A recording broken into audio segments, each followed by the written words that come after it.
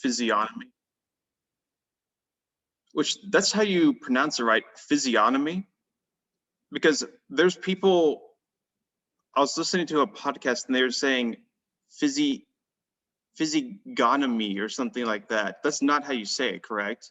There, anyways, I say physiognomy. physiognomy. Is that right? Physiognomy. Oh, I can't say it. I'm just gonna whatever. Who cares? You guys know what I'm talking about. So it seems like to me what's going on there. Palmistry and all this. What is going on? So he seems to. So astrology. Sorry, is the one that he seems to think is kind of the most off base because it's just taking these very contingent connections and trying to kind of produce some kind of meaning out of them. But in general, it seems like what he's trying to say is that, okay, there's some kind of, this constant inner outer kind of thing going on, the inner, how can we understand things that are essential, and, reason is doing something where it says, okay, I can make sense of observation of the outer by appeal to a principle that's inner. Okay, how do those relate? And it seems like Hunter, I mean Hegel. Wow, that was interesting slip.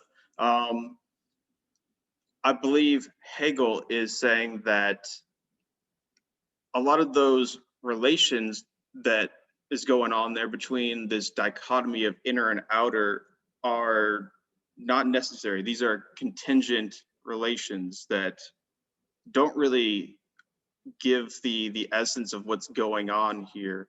They're not really true to the phenomena. So instead, reason just articulates something else based off it. But in particular, what's going on is, okay, suddenly now it becomes the body is the thing that has this ability to, actually it's kind of interesting because Schopenhauer has an argument that's kind of similar to this. And he says that there's a kind of connection with your body in the sense that you have an intuitive sense of it as something subjective that's also objective. It's kind of the one place where you have this privileged meeting of those terms. And it seems like Halo's kind of saying something like that, at least for this stage of reason.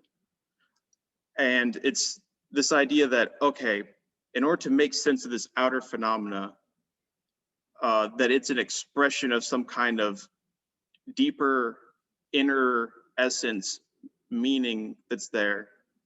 In order to make sense of that, I need to understand some kind of a relation of how those work. Okay, here it says those other relations don't work, but the body is something that, because of humans and self-consciousness, there's a privileged place for the observation of a body, a human body, because it can coordinate these things. And it seems like it kind of goes through these ways of saying it's these sort of hypotheses of reason trying to make some kind of sense out of how can I understand that there's some kind of necessary connection between the inner of a person and the exterior of them. Is it, and he goes through, I think it's something like, of course there's the palmistry aspect. That's something where, but then also he goes through things like, okay, maybe intention or the deed. That's actually what he eventually kind of ends up with, is saying that, a way to kind of make sense of this is that it ends with, okay, what shows someone's essence more so is going to be the deed. But he goes through all these different things before that. So palmistry, it seems like kind of what he's saying is, so it's kind of interesting because of course he's not taking these things and just saying like, oh, this is true, of course, but at the same time, he's not completely rejecting it. He's saying in some cases that there's kind of a point to some of these things. One thing that it seems like he's kind of trying to say about palmistry or these kind of things is, well, I can make sense of something based off understanding a part of it. So my palm, the lines on my palm, they encapsulate this whole aspect of myself, and it's just kind of reiterated at all these different levels. And by understanding one part, I can understand the whole part. And I think what he shows is that that just doesn't work for kind of multiple reasons. And then, yeah, the astrology thing, I think he kind of rejects that kind of out of hand in a way, because he says, okay, yeah, where you're born or the time you're born and the positions of the stars, there's just no necessary relation there. And I think he kind of leaves it at that. So yeah. I think that was very well spoken, and I just wanted to maybe note something interesting as you at the beginning confused Hegel with Hunter, and I really thought this section reminded me of a conversation I had with Hunter where we talked about the mouth, where Hegel talks about an organ, right, about the mouth, and then he says all these wonderful things about it, and then it's like, oh, that's where we speak words, but it's also where we as animals are. So Oh, come on. so there's a close relation there. Hegel Hunter. I didn't know if you had more, Jackson, which if you did, don't let me stop you. But also, I just want to say a few things. First off, astrology, asterisk. Chase, just I think once or twice you said astronomy, but it's whatever, it doesn't matter. Yeah. Okay. Yeah. Astrology is the thing that's, horoscopes and all that. Yes. Astronomy is the natural science. Yeah. Yes. Yeah. But He's talking about astrology here. Yeah. Yes. I guess I just wanted to kind of give my, I don't know. Yeah. What is but Chase, if you were to get into your horoscopes, you would have to give me your sun, moon, and rising. Okay. I've looked it up before, but I know my sun sign is a Scorpio. I can't remember the other stuff. What is with you people? I keep running into you guys. Yeah, I actually have a lot of friends that are Scorpios too. It's actually kind of weird. I don't know. Ed, did you want to say anything? But I don't know how to pronounce the term. But Chase, you were bringing it up because of the opposition. The physiognomy. That was really people saying that they could understand a person's character and ethnicity, nationality by touching their faces. And so what Hegel is comparing is, okay, you have people who supposedly can determine someone's character. Are they shy? Are they forceful? Or whatever? Are they from Germany? Are they from Italy? Are they from Poland?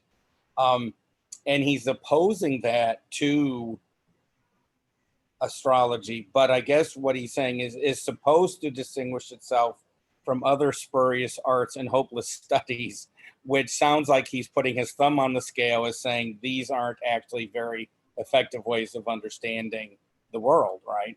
To put spurious and hopeless, and especially, in science, spurious correlations are false. I mean, they appear to be. But I think to take a step back, what I was getting out of this paragraph was, the inner and the outer. That is there something? Because remember, he was talking about organisms before, right? And if he's talking about organic entities, obviously there's human beings, there's dogs, there's cats, there's whales, there's pigs. And I don't remember what ancient Greek philosopher said. Look, if we were a bunch of cows, our gods would look like cows. And so I think what Hegel's trying to get at, I'm guessing, this is just a guess, is that what about our physiology? Is there something about our physiology, about, to use a modern phrase, that we're carbon-based life forms, that is going to have an effect on our understanding of the world and how we interact with it?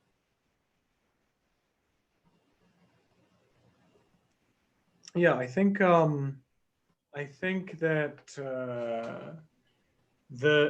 like in line with what you're saying, it's like he's been going through in the last couple sections, he's just been like, okay, well, in order to talk about reason at all, reason is a part of a life, right? If we're going to talk about a reasonable thing, it's a reasonable thing because it's at least in some way in contact with a life.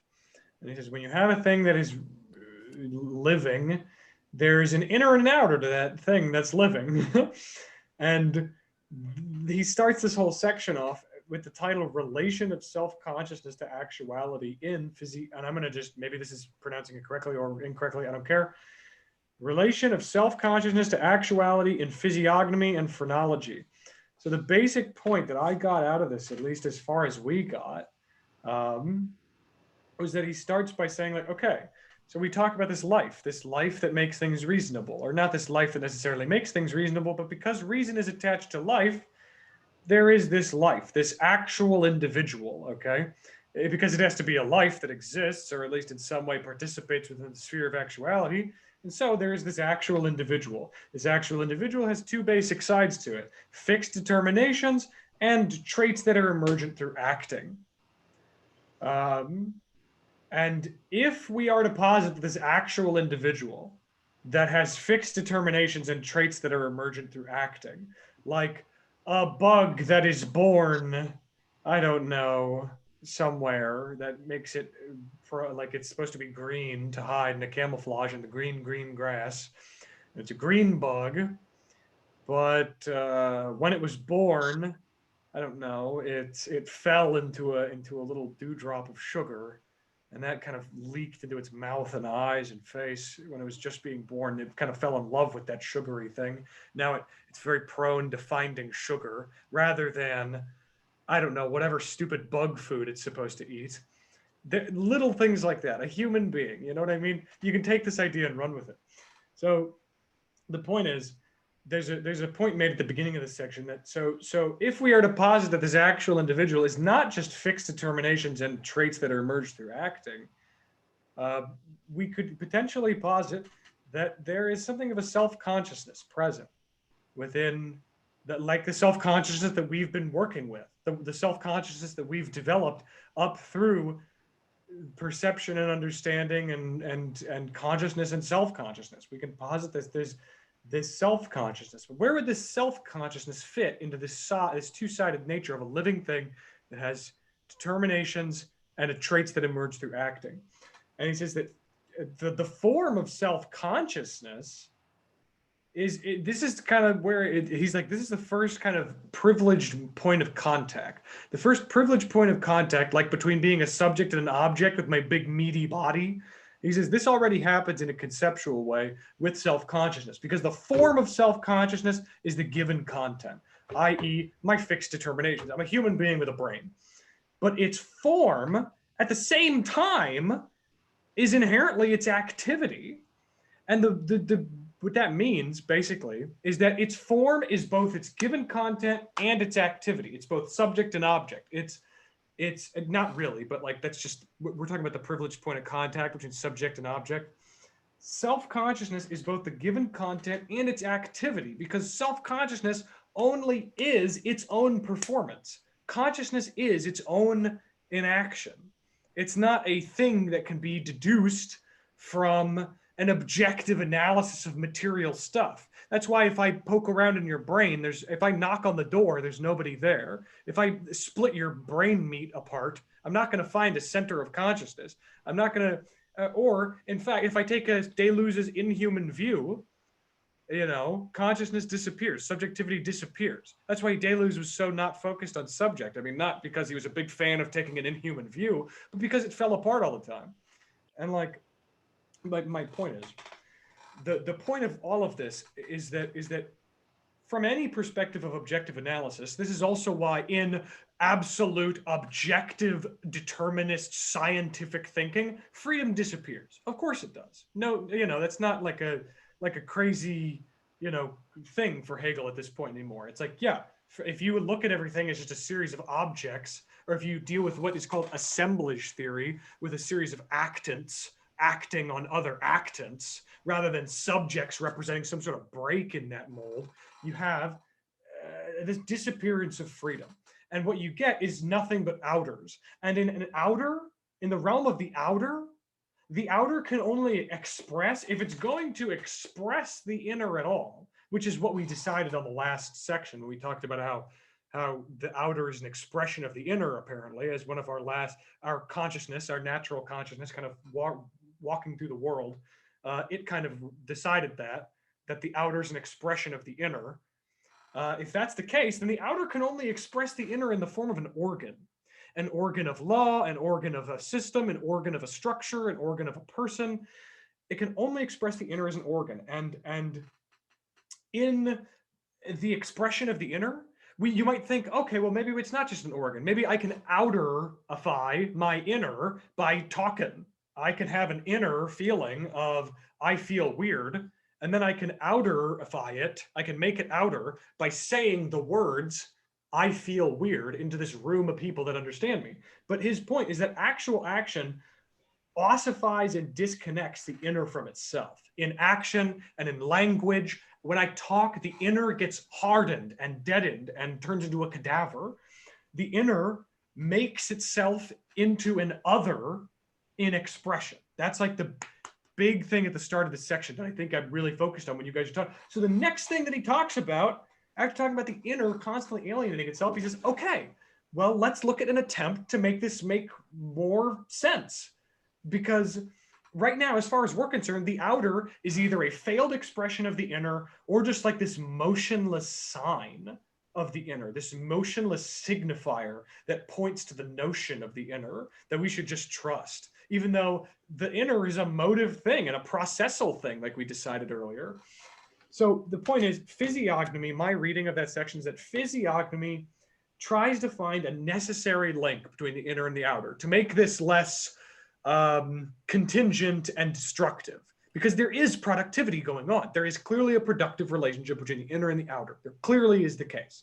So it tries to find the necessary link. It's trying to find what it knows is already there, but it's just trying to find it. So then he says, okay, in this way, physiognomy is like astrology or palmistry. It's concerned with externals. It's concerned with the shape of the stars or the lines on my palm or whatever, in an attempt to make a connection between that external and my internal. But then he makes a further point, and I can read actually the section, because now I've made a new system in my notes where I actually know where things are on the page. Now that so I can seem much less crazy. I finally have it this time. But the point that he's making, I think, is that they are concerned not just with linking externals to internals, like maybe the shape of the stars has to do with my internal essence or my destiny or whatever.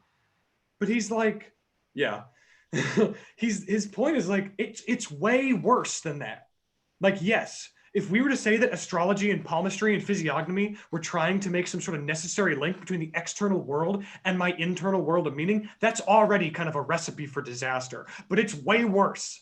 It's way more dire, because what they're trying to do is not just linking the external to the internal. They're so caught up in this frame of thinking, in these what is it? Hopeless studies, spurious arts and hopeless studies. They are concerned with linking externals to other externals, because like the closest they can get is palmistry. He says, okay, palmistry is at least a little bit relevant because it at least seems to relate to my hand, and my hand is technically an expression of my destiny in a way. If you want to be really, generous or charitable to their position, if you want to be really charitable to their position, technically palmistry is reading my hand, which is an expression of my destiny. But what is destiny even? Even if yes, it talks about my destiny. What's my destiny? To have a disgusting hand, I guess. That's like my destiny is to have a weird, fucked up looking hand. Or, different in Hegelese, it's the appearance of individuality's inner determinateness in itself. And so my hand, in a way, yes, palmistry aficionados, it is what I do, because the hand is this expression of my doing, of my handing, of my grabbing and my touching and my gripping and my punching, whatever I do with my hand. I don't punch often, but I'm just my touching and my typing, my whatever. The hand expresses this in itself. We'll give him that. But what that means, if we were to give him that, the organ, my hand, must then be taken as this mediating part between a doing and a deed. And suddenly it's like, okay, the closest we can get is almost to the internal. Like a palmistry tries to kind of get you right at the start by saying, oh, this is a link between the internal and the external. And then he says, okay, hold on, maybe that's true, maybe, but let's see. If I give you every bit of charity and the benefit of the doubt that I possibly can, how deep do you actually get? How close to my internal do you get? And he said the closest you can get is you can look at the mediating middles between my doing and my deeds. And the problem with that is that the mediator itself is external. And he says, okay, what's a good example of this? My hands are out here. My hands are right here, and I can grab stuff with them. And you know what? When I express myself internally to myself, I talk to myself, people can still hear me, and I sound like a crazy guy because it's still external. The mediator, the organ of my internal is still external. It's all external. All this stuff, all expression, reflection, and being, all of the expression and the reflection and the being of actions and deeds and doings are still in the realm of being. And as a result, he's saying like the ultimate point of all this study of these hopeless studies in spurious arts is that they're just ultimately contingent to self-consciousness. And I think that's why we're just so skeptical of their necessity, of their certainty about, that, and like there's a lot of problems with their process. But yeah, that's my thing, is that they're all contingent to self-consciousness, even physiognomy. I think that's his point. What jumped out at me in paragraph 316 on page 183, Hunter, you've already quoted from some of it, saying therefore, according to the determination of the organ which we have examined, the organ must also again still be taken as a mediating middle for both of them. Even though I agree with you, this is a criticism. It seemed to me when he was talking about organs of the body as being mediators or the mediating middle, I think he was asserting this as something that is true, right? That our eyes, our hands, and when we think of so many, when we think of what people do, imagine doing it without our hands. And that the hand, yes, is external, but it's a way that we're able to articulate, to communicate, right? Writing. And so in paragraph 316, I thought he was saying something that he believed in about the human organism and the role that the broadly defined organs play. And then look on paragraph 319 on page 185. It's the first sentence. Individuality gives up that being reflected into self, which is expressed in various traits, and instead places its essence in the work. Which I thought that was I was surprised when I read that, because I thought that was quite of a jump from what he, to be a mediator, right, to the external and all that. He places its essence in the work. It therein contradicts the relationships which have taken root through the instinct of reason, which descends into observations of self-conscious individuality with regard to what is supposed to be its inner and outer. And then, I mean, this point of view brings us to the genuine thought that lies at the basis of, if one wishes to call it this, the science. So I don't know. It was weird. I got a sense of these paragraphs. He's showing the limitations or just the wrongheadedness of these different approaches. But I thought when he was actually trying to describe the organs and then whatever is the inner of a human being, he was saying something that he believed. I don't want to say the word essence, and you and Chase and others might be able to give a different term, but he was saying something true, little t, about the role that these organs play in the articulation of the self. So here's my, this again could be completely wrong. So here's my sense that it's the sense I got was that he was saying that that doing can, I don't know how adequately, but doing actually can express the inner, at least to some degree. But the problem is that, because he talks about the observation, to observation. And I don't know if that's the understanding or what exactly, but the sense I get is part of the problem is that observation never sees doing. Observation sees the done. And so as Hunter was, like Hunter was saying, the problem is these things get ossified, they turn into objects, they turn into static things. And so whatever the inner is, I get the sense from Hegel that it is this dynamism, this dynamic process. And the doing, at least in some sense, expresses that inner, but whenever we observe, we don't see the doing, we see the work. We see the mediating organ, the hand as a thing. And then, he talks about well, maybe language will get us out of this problem. But then language has the same problem. As soon as you express something, the word is a thing. It is a sound in the world.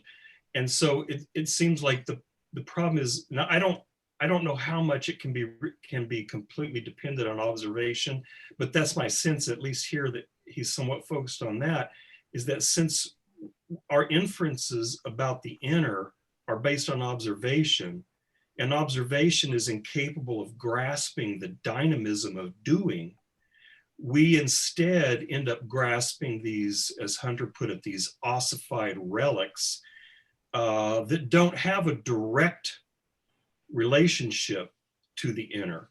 And so then what observation does is it tries to come up with laws, psychological laws, based on observational objects, but those laws may relate the work, the thing, what is done, may relate these different objects to one another, but it doesn't directly access the doing, the dynamic doing that produced those from within the inner. That's my sense. Maybe Hunter will tell me I'm wrong.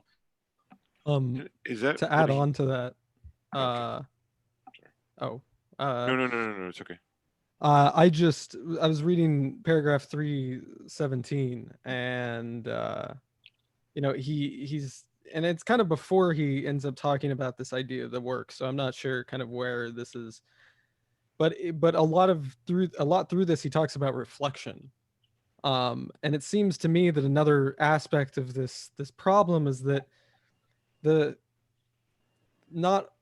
I'm thinking specifically of the face when I talk about this, but in this process of looking at the face, I think there's this element of that this deed, while it's being done, even while the face is expressing something, there is some reflection being done on that deed as it's happening. So in fact, to make like a direct line towards the face into the inner is ignoring this reflection between the two things. That the outer reflects the inner, but the inner also reflects the outer, that both are sort of reflecting back at each other. And I just can't help thinking about this book I read recently, which I'm sure you've heard of it, The Idiot by Dostoevsky, which the main character has this real intense focus on the face, specifically on the face of one character who he is in love with, but out of pity. And it's confusing because he's in love with someone else as well, in sort of a different way. And I'm not going to get into this that much, but I think what's interesting about this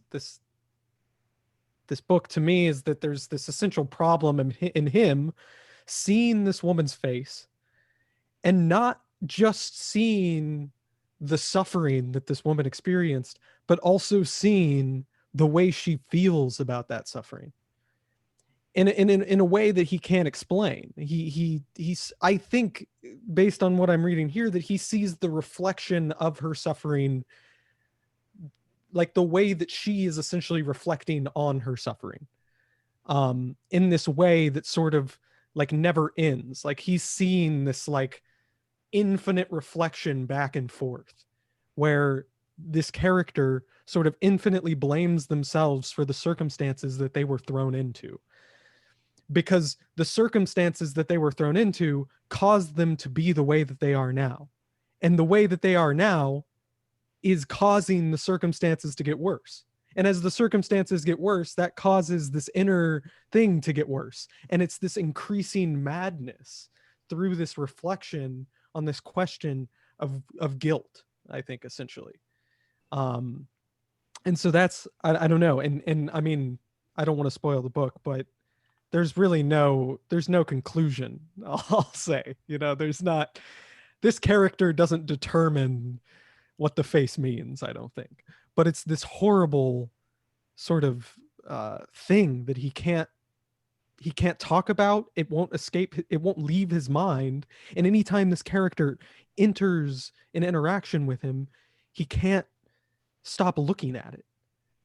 He gets sort of wound up into this infinite reflection, and all he wants to do is just hold her and tell her that it's going to be okay, and like comfort her in some way, because he doesn't know what else to do. There isn't anything else to do.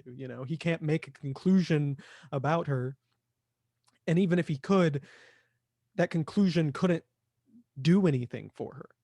And I guess that's just what I'm thinking about, is that that to me, to create some sort of system based on this physiognomy is to ignore that reflection. It's to ignore this sort of infinite spiral that something like that can lead to, that has no explanation, but is rather, I think, in the same realm of love and these things and feelings that we sort of can't explain.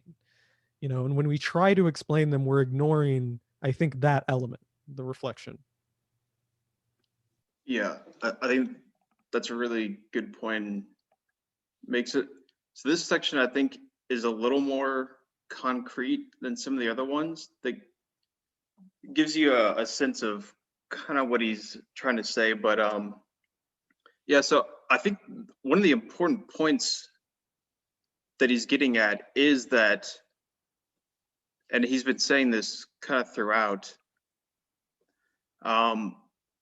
these things do get at something, but they get at it in a indeterminate, vague, intuitive sense. So the same thing happens with your facial expression and some kind of inner determination of your essential being, or I guess he distinguishes between those, but that you can do.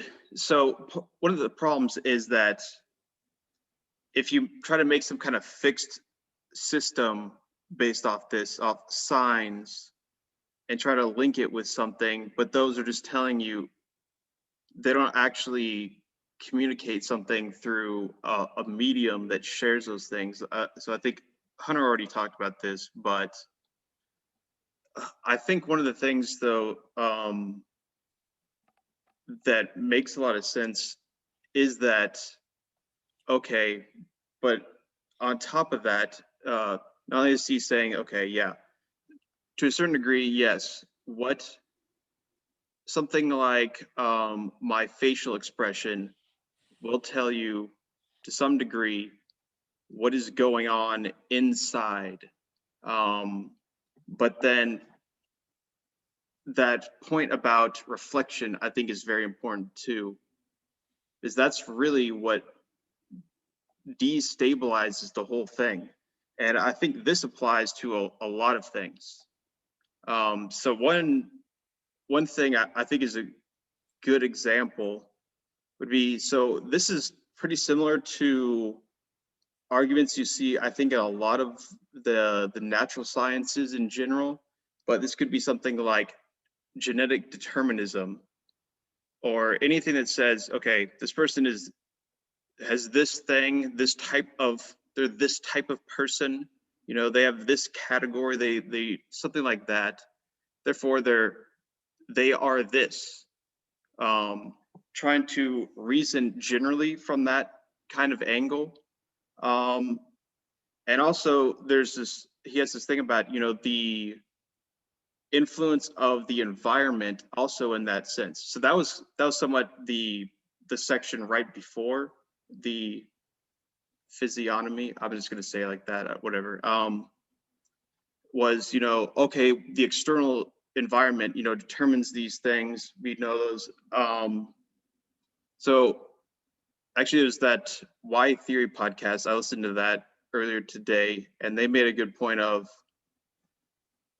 for an example of what he's saying is, okay, so I end up being raised by vegetarians, and also I have a theoretical brother who's also raised by vegetarians.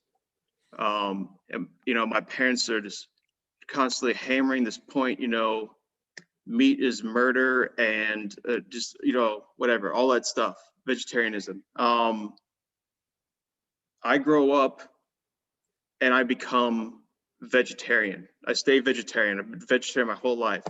People would explain that as, well, that's his environment. You know, Chase was raised this way. He was brainwashed into vegetarianism. But then equally, my theoretical brother could completely reject vegetarianism, and people would say, well, you know, that's his response to his environment. You know, it was because he was raised as a vegetarian that he's not a vegetarian. So the same thing, the same conditions could explain two completely different outcomes, which means it doesn't explain anything. You can say, oh yeah, vegetarian, not vegetarian, it's because he was raised vegetarian. It doesn't work. And so another example that I think applies to the face, I think is also good. Okay, so I think I experienced this in my life because my facial expressions do not quite match my inner state. And so the thing is, I have kind of exaggerated facial expressions. This is something I've picked up from, and actually people in my family have this too. So maybe it is some kind of genetic thing. But the thing is, a lot of times I'll look like I'm very worried about something when I'm just barely worried. It's not some symmetrical thing. And I constantly have to deal with this. And it itself creates these problems and also kind of loops into this reflectedness where I will have to try to adjust my facial expression to try to make up for knowing this fact that I'm liable to give off these false impressions. So I'm trying to give off some kind of true impression by giving a kind of false one in a way that's exaggerated in this other way. And I've had where, so I think also one good example of the whole reflection thing.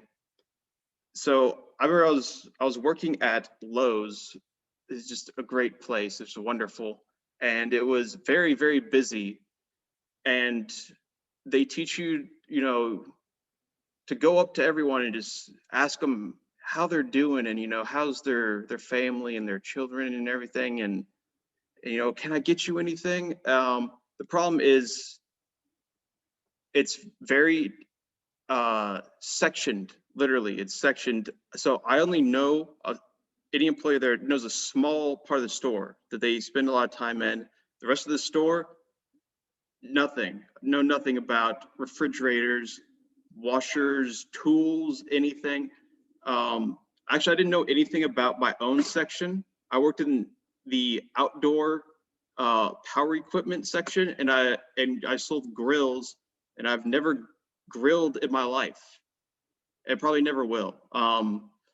But anyways, I found myself in the refrigerator section, and there was something like 3 people waiting on me, and this guy stops me and just starts talking about like, oh, this thing about the refrigerator, and it's just going on. And then suddenly stops, is like, you look really worried or something like, and I was like, well, yeah. And then I tried to explain to him, I'm sorry, I don't work in this section or whatnot. But then I realized, what if I look too worried, as if it's something offensive? Like, it'd be ridiculous if, you know, you're just explaining something to somebody and they're working the wrong section and they just had like this look of absolute despair. So then it's, I need to look happier about this unfortunate situation, because it's not really that bad, you know. I mean, this job sucks, but you know, so then I try to like play it off, and then it gives this false impression in itself, and then the person's just confused, and it ends up being this thing where, yeah, he was right. I did not feel good about the situation. The guy was just explaining this shit to me, and I had no idea what he was talking about. There's nothing I could do for him, and that showed on my face. But at the same time, I don't know what's going on there. It's not just because I can't like look at myself, but it's just there's an asymmetry there. Yet at the same time, it still is telling you something about it.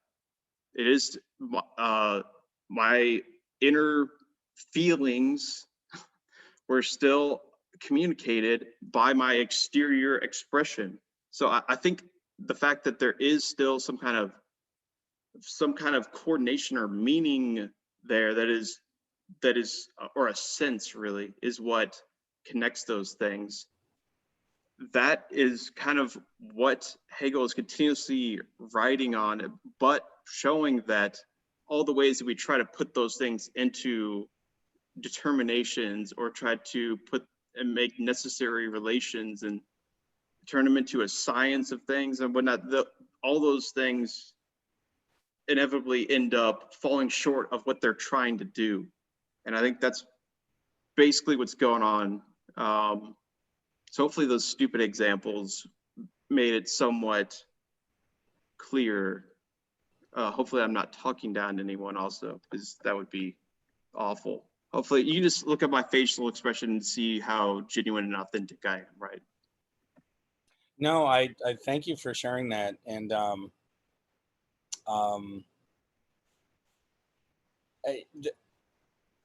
last week and this week, in listening to you talk about Hegel, and then trying to work through his ideas myself, I don't know why, but what, you know how we were talking about, a writer creates his own precursors. But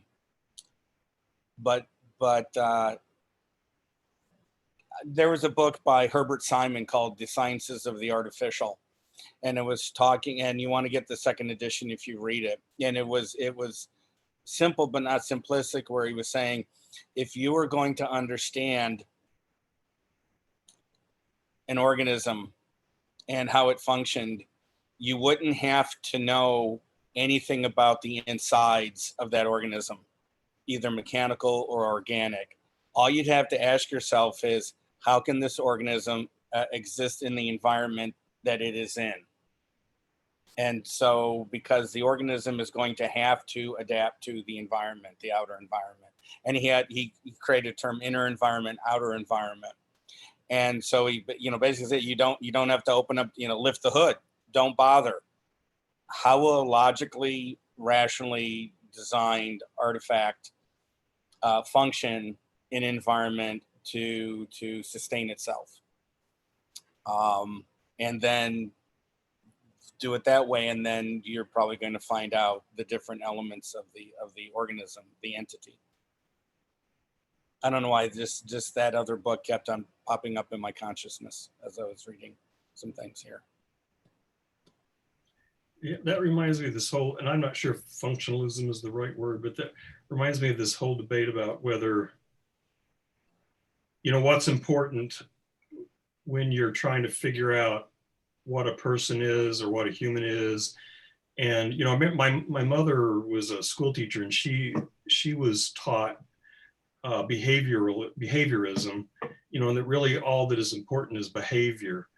And so, she taught special ed kids. So she was feeding them M&Ms and stuff to alter their behavior, because I think that was part of that analytic turn that, all you can talk about is what you can observe. And so if that's the case, all you can really talk about is behavior. You can't talk about what any supposed inner states. And I don't know where I'm going with this. I mean, it reminds me also of the Turing, you probably all heard the Turing test. How do you tell if something's conscious? Well, if you can talk to it and it answers questions as if it were conscious, then it's conscious, but you don't really have any access to the inner there. And so it's just, this sort of functional explanation. And I don't know, I mean, it's, Hegel seems to be, I hesitate to use this word, but sort of pessimistic in a way. I was asking Hunter on Discord about, he made a comment last time that I found really intriguing, was that the in itself, the inaccessible in itself of things, which Kant comments on, is in some way a reflection of the inaccessible in itself of consciousness. And so, one question that I was, because of that conversation, I was wondering if that is part of what Hegel's addressing here or setting up for, that, that whatever the essence of my subjective awareness is, I'm not even aware of it. And, and so if I try to figure out who or what am I, the best I can do, since I don't have any direct access to it, the best I can do is watch what I do and then make inferences about who and what I am by observing what I do. But then because I'm observing it, I am again observing these ossified artifacts of my action. And so then, fundamentally, I just have no access to that. And so, the whatever it is that's behind the scenes, in a sense, that is that which is conscious is never accessible to me, whatever. And, and so, I'm thinking of, Kant's notion of the empirical self and all that kind of stuff, where I have this conception of who I am, but that conception of who I am is, again, the sort of inference based upon my own observations of my own doing, which have been calcified into work and language and that kind of stuff. And so I don't know if that's accurate, but that's that conversation with Hunter about the inaccessibility of my own consciousness seem to be cropping up in this section. Is it okay to say something, Nevitt? When you were talking, it seemed to me you were saying what the problems were, but that was like it seems to me that what Hegel's talking about is the actual experience, right? Not so much talking about it, analyzing it, putting concepts onto it. You talked about ossifying. And when you were talking, I thought to myself, I had read that there was a connection between Hegel and US pragmatism, but I never saw it. It seemed too much of a gulf. And then, but when you were talking about the limits of classification, and it seemed by implication, then it's the experience in and of itself, right? The actual experiential life. I saw a bridge between Hegel and pragmatism. I think a part of that bridge that you're sitting here, I'm going to put my virtual hand down. Okay, just to say just a few things really quickly, and then it's 7. First, the thing that I've wanted to say that was in this paragraph itself that we were reading, you know, that adds credence to what you were saying, Nevitt. He says, Lichtenberg is thus right in saying, and this is at the bottom of page 184 in paragraph 318. Don't need to look at it. Don't worry about it. I'll read it to you. Supposing the physiognomist did once take the measure of a man, it would only be a matter of decent resolve on the man's part to make himself again incomprehensible for centuries. That's crazy, right? Oh my God. So he's saying right there, that subjectivity is the overcoming of all particular determinations. All measurement. If we accurately measured a man in physiognomatically, if we accurately measured him down to the T, it would just take a little bit of like working kind of hard for like a little bit, and man would be incomprehensible again for centuries. I was saying, he said, supposing the physiognomist did once take the measure of a man, it would only be a matter of decent resolve on the man's part to make himself again incomprehensible for centuries. Subjectivity is the overcoming of all possible determinations. Even if we perfectly measured everything about a man, he just has to put his ass into it for like a few minutes or like a day of like working kind of hard, maybe. And then he's free for like 100 years from any sort of classification. That's a funny hypothetical. But the point is that when you say that it's kind of pessimistic, I think there's a kind of a pessimistic conclusion to this line of thinking that is Zizek's perspective. And I don't know, have I talked to you guys about Louis Althusser very much at all? Have we talked about Althusser? Althusser had an anxiety in his life, and I might have brought it up to you guys before, but Louis Althusser was this French structuralist and Marxist who was a tutor to Alain Badiou and was a deep-seated enemy of Deleuze, and would send Alain Badiou, a now contemporary French philosopher, as a young man, he would, because Louis Althusser was kind of older and like his professor, this is true, this is all true, I swear to God, he would send Alain Badiou into Deleuze's class to yell things at him, to be like, fuck you, you suck, and then would run away. And then would come back and Louis Althusser would be like, you got him. And they were like hardcore Marxist structuralists, you know, having a good, what? I thought it was Badiou who sent in students to do that. It might have been both. Well, I mean, like Alain Badiou was one of Louis Althusser's droogs, and then Louis Althusser was disposed when. Okay, we don't want to get to the punchline too quickly, because that might be the thing that happened. Was that Louis Althusser, his entire life, he had this anxiety. He talked about it to his therapists and analysts, who were then talked to later because of events that happened in the punchline. Yes, he felt like he didn't exist, and like everyone around him would eventually figure out that he's not really there when he's, you know, making love to his wife. His biggest thought was like, she's going to realize that I'm not actually here right now, and that my child is going to look at me when he's asking for help on homework, or when he wants sympathy for a problem that he's dealing with, and he's going to realize that I'm not actually there, or something. Somebody at some point is going to point to me and recognize that I am not actually here. And I don't know where I am, but I know that it's not here. And he always felt like somebody was right on his tail, ready to uncover the fact that he's not here and that he's been a liar to all these people in his life. and he would feel like he would let everybody down, admitting that he never really was there for them.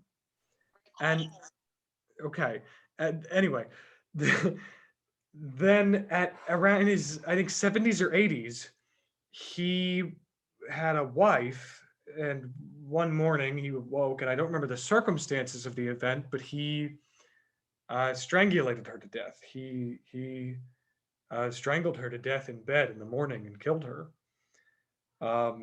And then he was taken peacefully to an institution and tried and deemed clinically insane. And then he continued writing while he was institutionalized. And at least according to what I've heard, he wrote and talked to people about it openly afterwards and said, like, yeah, it was something that I did out of love and out of something like mercy, you know. And nobody ever really knew what happened. No, and nobody will ever know. I guess that was just a secret between he and her. And maybe he went crazy and he killed his wife, or maybe, I don't know, maybe something really important happened there that day. But the point is, Louis Althusser had this anxiety that he was never really there. And you talk to somebody, okay, flash forward, somebody, and then let's get a conceptual link. He says that ideology is a fantastical relationship that a subject has to its surroundings, okay? That's a small part of, but an operating part of the definition of ideology that Zizek puts forward in his book, The Sublime Object of Ideology in 1989 and onward. So we talk to Zizek and he says, you know, the thing that frustrates me the most about Western mysticism and California Buddhism and all this is that people will say things like, stop looking for what you want, because what you want is right here. You already are more than could ever be wanted. You are a wealth beyond anything that could ever be wanted, right? And his argument is, no, I am not a wealth. I don't feel wealthy. I feel empty. I am not this person that's playing the part of a theorist and a stuffy intellectual. And really behind all this stuffy intellectualism and formality and this playing of a theoretician, I'm actually a warm, fuzzy human being inside that just wants to be loved. He said, no, I feel very confidently that that's not the case, that the thing that I identify with most is what's not the people that are around me, and the thing that I'm told that I'm supposed to be inside of me, like this warm nougaty center. It's not there. And if that's not there, then I don't know what to call myself except for a monster. And so inside of myself, I see a monster pretending to be human. And then outside of myself, you ask me, oh, what's the universe made of? And my answer is, I don't care. I don't give a shit. I don't give a fuck. It's out there. It's bullshit. It's stuff. It's crap. It's hard and dumb and inert and stupid. I don't care. It's just junk. It's just junk around me that fills my life and that gets in my way and that makes me do things. It's just stupid. I don't care about it. I'm not going to spend all day postulating about the ether as to what is the actual metaphysical makeup of an atom or something. I'm not going to do that. I don't care. And I am stuck here now with a world in front of me that is incomprehensible, utterly incomprehensible. We're not trying to say that we get past the in itself. It's still incomprehensible. But then inside of myself, I have nowhere to run to. I have an incoherent self. And all that incoherent self does is every time I reflect on it, I feel like a crazy person. I feel like I'm not right. I feel like I'm sick. I feel like I'm wrong. If I reflect too long about what I'm thinking, if I spend too long with myself, I just immediately think that I'm a freak and like I'm not right, like I'm not a human. And then I go outside and I try to interact with the world that doesn't make sense and it doesn't give me anything in return. It yields to my advances, but only after I destroy it, I consume it, or I transform it, or I work on it. And so the only thing that I have is this flawed, cracked mirror fragment almost that is the work that I put into the world. And that's why we can say with some level of consistency that I am what I do, but not really. That's just kind of the best thing I have, because I'm not in here and I'm certainly not out there. The best thing I've got is my best attempts at changing things, you know, rather than, and the only, like the motivations behind that, you know, it becomes clear when you think like, okay, well, Hitler really liked dogs and art, and it's like, well, okay, but also he committed a lot of war crimes, and so we can't. There's a point to focus on his deeds. There's a point where focusing on his deeds is important. You know, it doesn't mean everything is meaningless and I'm meaningless and I can do whatever I want, because everything is meaningless and relative, and it's fun time because everything is relative, and I am a sophist. It means that it's like Protestantism. It's like Protestantism. Yes, you're predetermined, but you don't get to know how. So all you get to do is sit there and think about what you did, and try your hardest to do good deeds with no chance at calculating out the efficiency or the result or the give back or the returns on your investment. You just have to invest and invest and invest, and that's it. It sucks, but that's it. And in fact, that space, at least within the Protestant worldview, is like, that's the only place where, yes, I know, not all Protestant, but I mean like a Calvinist or something. Like I'm predetermined in a way where I don't know how I'm predetermined. I have to just guess. And in fact, I have to make a weird move where I choose what's predetermined. And in that sense, I'm free. And I guess maybe I have that, but I'm free to do what? Sit around and like spill ice cream on myself and like make a mess all over my life, and just like fall asleep too early and wake up too late and get high all day and feel like a loser? That's awesome. That's great. That's fantastic. Well, I'll try to do that as consistently as possible with some sort of hope towards universal liberation. Let's rally around that. That sounds fun, right? That I think is at least part of my understanding of this section of Hegel and his project at large as to what we were talking about. But anyway, that's it.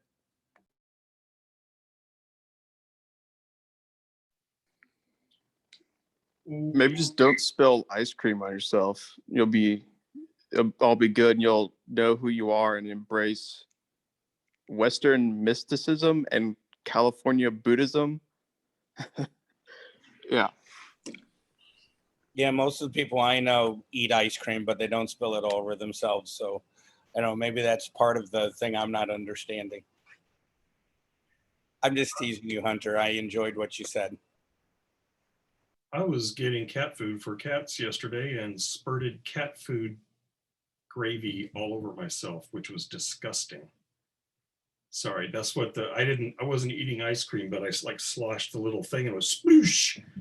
It was gross. That's the thing. It's like I'm just this jerk who's up. I'm like, I tried to pierce an orange yesterday and I really hurt my thumbnail. And like, I really hurt it bad and I had to put it in ice. And I'm the same guy who wakes up and is like, yeah, I could live in a post-apocalyptic situation. Like, I think that. Like, I'm just a mess. I'm telling you. You probably would want to use a knife next time and not your thumb. That's you know.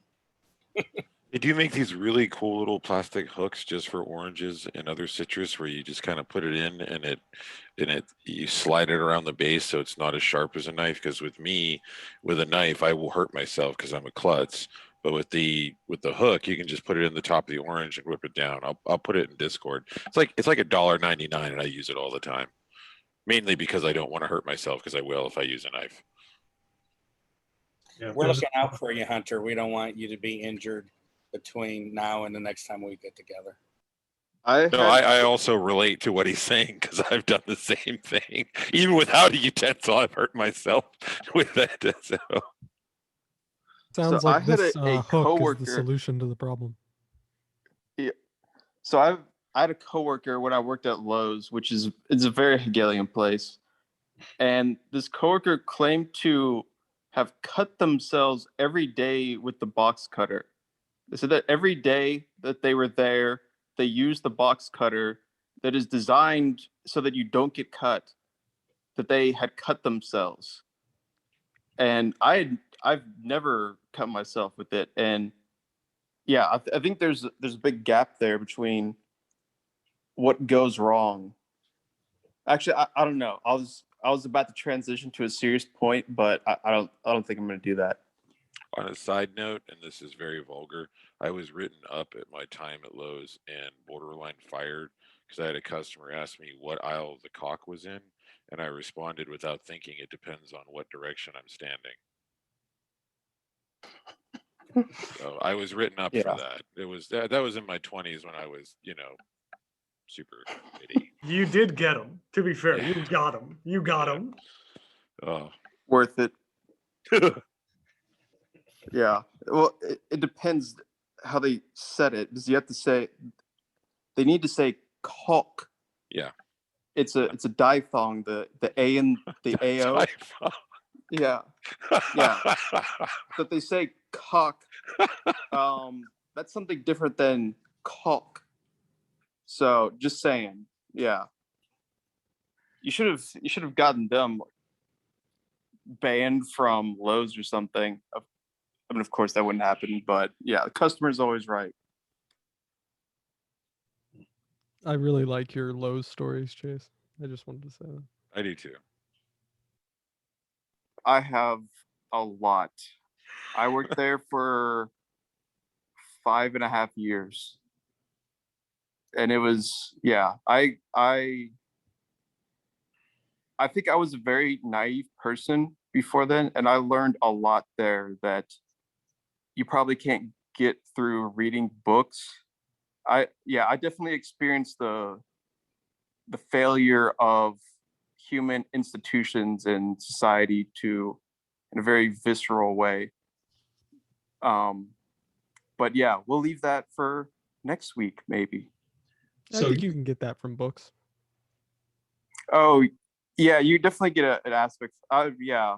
So books are awesome, but I think there's some things that books only get an aspect of, where the same thing with, going out and just working at Lowe's, you're not going to get everything that books offer. And now I'm just saying very obvious things. So, yeah.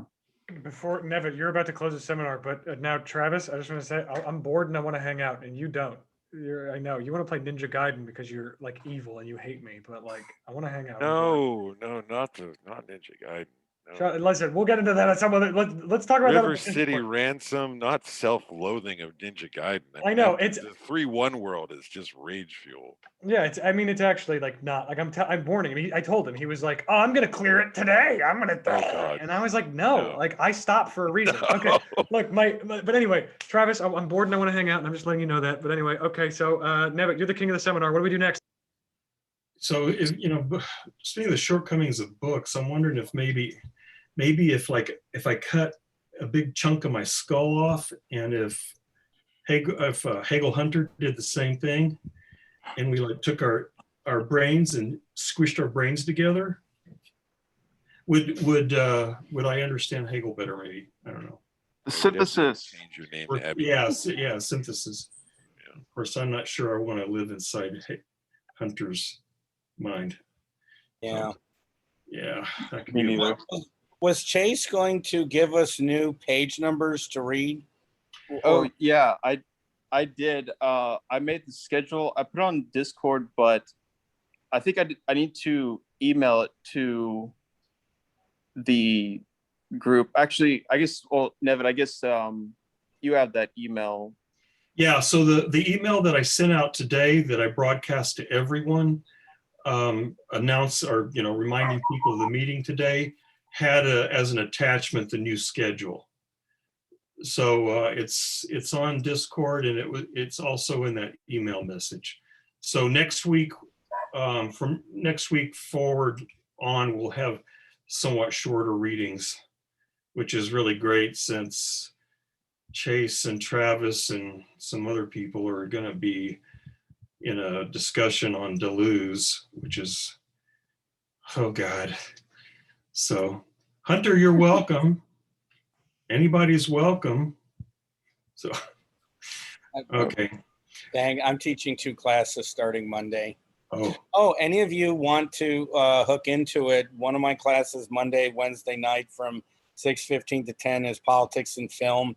Chase sat in last summer, and it was great that he did. I hope he got something out of it. And we actually see the film in class. I'm doing it Zoom because I had to make the decision October of last year. The university didn't change its policies, which was ridiculous. I mean, the vaccine wasn't even out in October last year. But anyway, just to let you know, and I can send you the Zoom link, and you don't have to stay for the conversation afterward. You're welcome to. But Monday we're watching Billy Budd, which is based on a Herman Melville novella. And then Wednesday, we're watching Michael Clayton from, I think, 2008. Very fine film. And then next week, the week after, will be War and Breaker Morant on Monday and the Battle of Algiers on Wednesday. And then the third full week, we'll have the Oxbow Incident, a very powerful film, ironically enough, from Warner Brothers in the 1940s with Henry Fonda, based on a novel by Walter Van Tilburg Clark. And then the following, that third Wednesday will be The Passion of Joan of Arc, a great silent film by a just spectacular Norwegian director who only in his life directed about 15 films. So. Yeah, I definitely enjoyed that last time. Although Monday and Wednesday, I'll definitely be busy, so I won't be able to participate. But I definitely liked the last time. It was great. Thank you very much, Chase. Yep. Okay. Anything else?